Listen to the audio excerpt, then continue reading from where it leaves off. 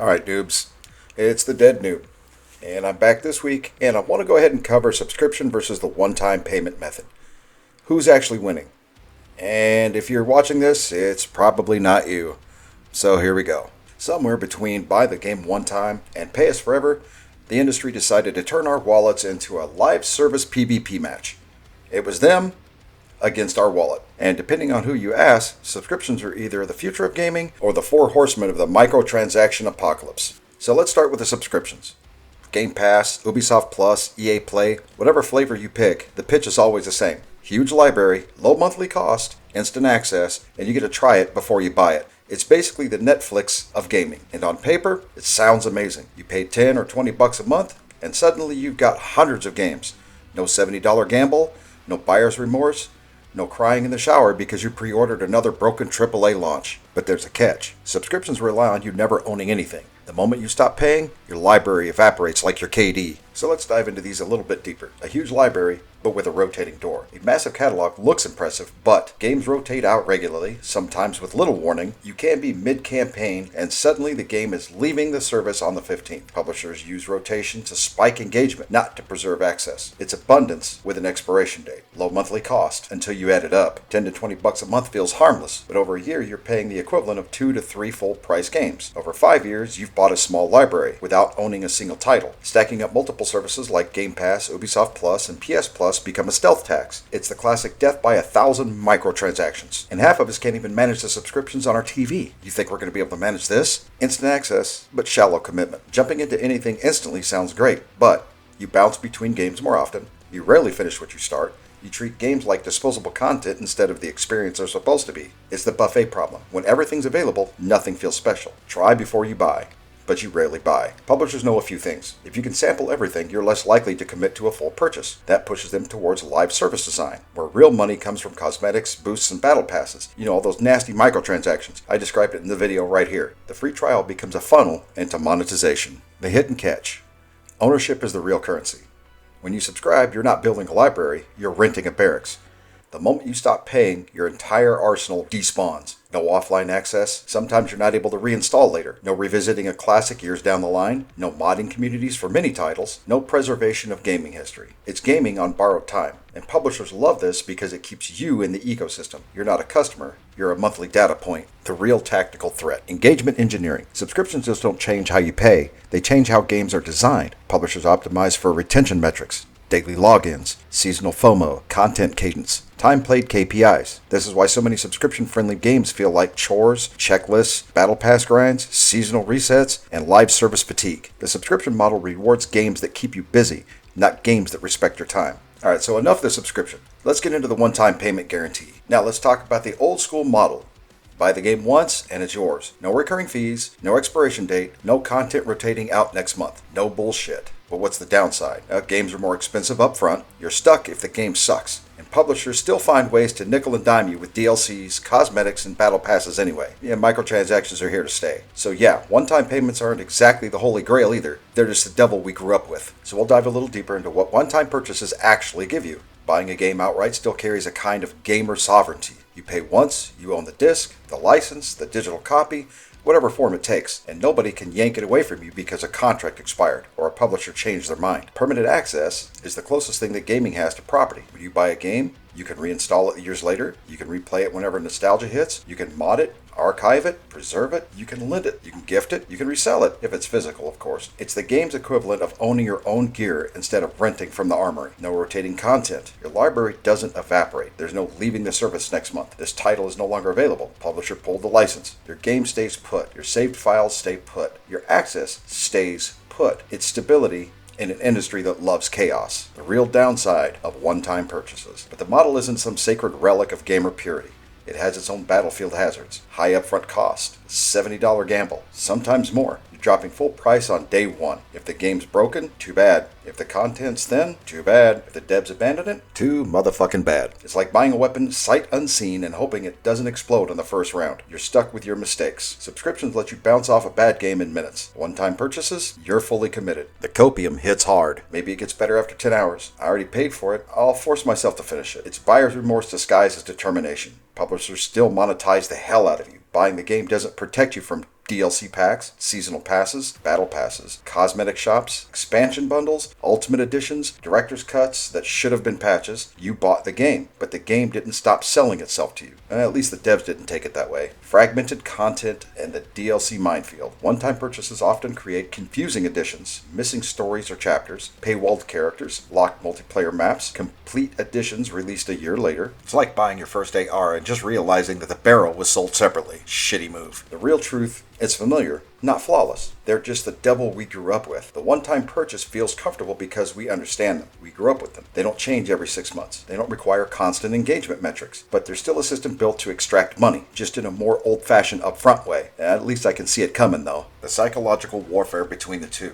Well, subscriptions turn gaming into a content buffet, and buffets always change how people eat. You jump between games because the cost of switching is zero. There's no friction, no commitment, no reason to stick with something that doesn't instantly hook you. You become a serial sampler, not a finisher. You try everything because, well, why not? Every game becomes a low-stake experiment. Download 5 titles, play each for 20 minutes, and uninstall 4 of them before the intro cutscene ends. You finish nothing because abundance kills focus. When you have 500 options, the moment a game slows down, you bounce. The moment a mission annoys you, you bounce. The moment a new title drops, you bounce. It's the lack of discipline, not the psychology of infinite choice. You feel guilty when you don't extract value. This is the sneaky part. Subscriptions weaponize FOMO and sunk cost anxiety. You think, I didn't play enough this month. I should have tried more games. I'm wasting my subscription. You're not playing for fun. You're playing to justify the reoccurring charge. Subscriptions turn gaming into a productivity metric. One-time purchases shape your behavior by buying the game outright, flipping psychology completely. Now you're not sampling, you're invested. You commit because you paid real money. You dropped $60 to $100, you will get your money's worth, even if it means suffering through the first 10 hours. You grind because ownership creates obligation. You feel responsible for the purchase. You push through difficulty spikes, boring sections, and bad designs because you should. It's the gym membership effect, but in reverse. You actually use it because you paid for it. You justify the cost even when the game isn't good. It's the classic cognitive dissonance. It's not that bad. It'll get better. The DLC will fix it. I'm sure the devs will patch it later. You're defending your purchase like it's your honor. You sometimes force yourself to like a game you hate. This is the dark side of ownership. You don't want to admit you wasted your money, so you grind through the misery. One-time purchases turn gaming into a commitment ritual. So what's the industry's real goal? Well, let's be honest. Publishers don't care which model you prefer. They care about predictable revenue. One-time payments are spikes. Subscriptions are pipelines.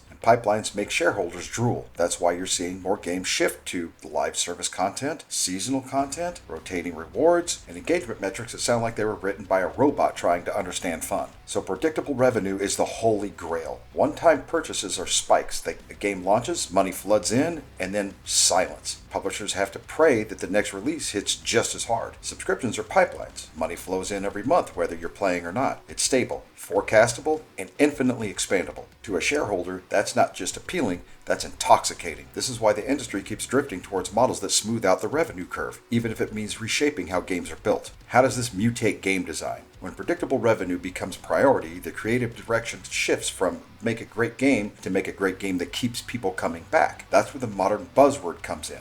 Live service, the never-ending treadmill. A live service game isn't designed to be finished, it's designed to be maintained. Weekly challenges, daily login bonuses, limited time events, seasonal resets. If you notice any of these, it's because every game you play have every one of these ingrained into its code. It's not a game, it's a part-time job with cosmetics. And then seasonal content, the artificial heartbeat. Seasons create predictable engagement spikes. New battle passes, new skins, new metas, new FOMO. Every few months, the game reinvents itself just enough to keep you hooked, but not enough to feel fresh. Rotating awards are engineered scarcity. And a lot of publishers have been sued for this. Publishers learn that the scarcity drives engagement. This skin is only available this week. And think about the Terminator skin from Call of Duty. This mode rotates out tomorrow. Another one from Call of Duty.